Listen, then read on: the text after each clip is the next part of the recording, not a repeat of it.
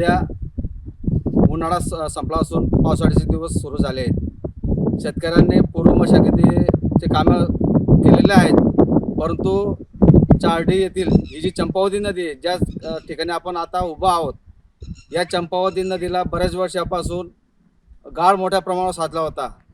हा गाळ काढणं फार महत्त्वाचं होतं, कारण की हा गाळ काढला तरच इथं पाणी मोठ्या प्रमाणावर साचेल किंवा थांबेल आणि त्याचा फायदा शेतकऱ्यांना नक्कीच होईल. या उद्देशाने चार्डी येथील सामाजिक कार्यकर्ते मयूर सोनवणे यांनी पुढाकार घेऊन किंवा संबंधित जे अधिकारी आहेत किंवा चोपडा तालुक्याचे जे आमदार आहेत प्राध्यापक चंद्रकांत सोनवणे यांच्याशी हा विषय लावून धरून कुठंतरी हा गाळ काढण्याची संकल्पना त्यांनी हाती घेतली आणि ते आज घडीला ते सक्सेस झाले. याच विषयी आपण त्यांच्याशी काही गोष्टी जाणून घेऊ.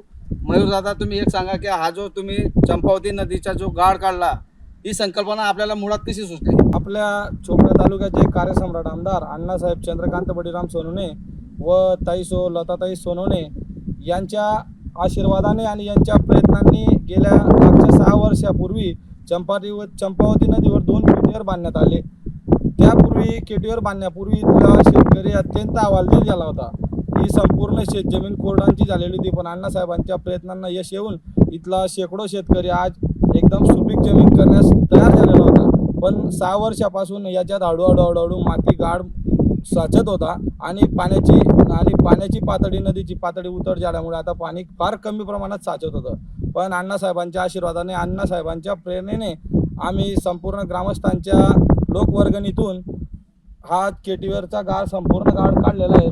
जवळजवळ 6 ते 7 फूट हा केटीवरचा गाळ काढून याच्या खूप लाखो लिटर पाणी आळून शेतकऱ्यांना जमीन सुपीक करण्यासाठी, शेतकऱ्यांना बागायत करण्यासाठी महामूर पाणी साचेल आणि शेतकऱ्यांचा पाणी प्रश्न मिटेल, 4D ग्रामस्थांचा पाणी प्रश्न मिटेल, याच्यातच आम्हा सर्वांना आनंद आहे. आणि या कामात आम्हाला माननीय चोपडा तालुक्याचे तहसीलदार साहेब, संपूर्ण महसूल कार्यालय यांनी देखील योग्य मार्गदर्शन केले व आमच्या कामास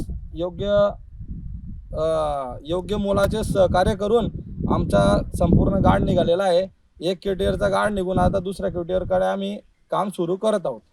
हा जो तुम्ही गाळ काढला तर हा गाळ शेतकऱ्यांना फायद्याचा ठरतो, परंतु याच्यासाठी तुम्हाला शेतकऱ्यांची खरोखर ट्रॅक्टर असेल किंवा इतर काही साहित्य असेल त्यांची मदत मिळाली का? 100% हा गाळ काढण्यासाठी आपण कोणत्याही NGO संस्थांकडून कोणत्याही प्रकारचा यावर्षी आम्ही लेट झाल्यामुळे कोणत्याही NGO संस्थांनी आम्हाला निधी उपलब्ध करून दिला नाही, म्हणून आम्ही लोकवर्गणीतून आणि शेतकऱ्यांच्या लोकवर्गणीतूनच आम्ही हा गाळ काढलेला आहे बापूसाहेब.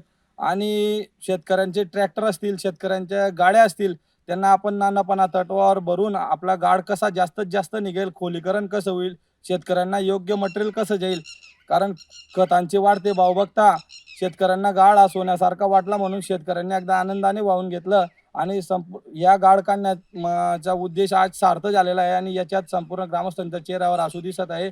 पुढच्या वर्षाचा पाणी प्रश्न निश्चितच मिटेल अशी सर्वांना आशा आहे. आपण पाहू शकतो की हा चंपावती नदीचा जरी गाळ काढला असेल, पण याचा परिपूर्ण फायदा हा शेतकऱ्यांना झाला आहे. कारण की पाणी साचलं तर पुढील गावकऱ्यांना पाण्याचा प्रश्न मिटेल. परत इथं जे कूपनलिका केली आहेत शेतकऱ्यांनी, याच्याही सुद्धा त्यांच्या बांधावर जे कूपनलिका केलेत किंवा शेतावर जे कूपनलिका केलेत त्यांच्या निश्चित सिंचनासाठी त्यांना फायदा होऊ शकतो. व हा जो गाळ काढला त्याचाही नक्कीच त्यांनी रासायनिक खताचा वापर न करता सेंद्रिय खत आपण जसं शेतामध्ये टाकतो तसंच हा मुरलेला गाळ त्यांनी शेतामध्ये टाकून नक्कीच त्यांच्या उत्पन्नात भर होईल अशी संकल्पना मयूर सोनवणे यांनी या निमित्ताने बोलून दाखवली. मयूर सोनवणे यांनी जे काम हाती घेतलं, आपण म्हणजे कोणत्याही संस्थेचं 1 रुपया न घेता किंवा त्यांची मदत न घेता कुठंतरी गावकरी जर ते एक म्हणे की गावकरी ते राव काय करीत, जसं त्या गावकऱ्यांनी ठरवलं आणि यांनी पुढाकार दिला किंवा यांच्या हाकेला त्यांनी समर्थन दिलं, म्हणून हे सर्व शक्य झालं. या निमित्ताने आपण एवढंच म्हणू इच्छितो. व्हिडिओ जर्नलिस्ट आत्मा पाटील, न्यूज अनकट, चोपडा.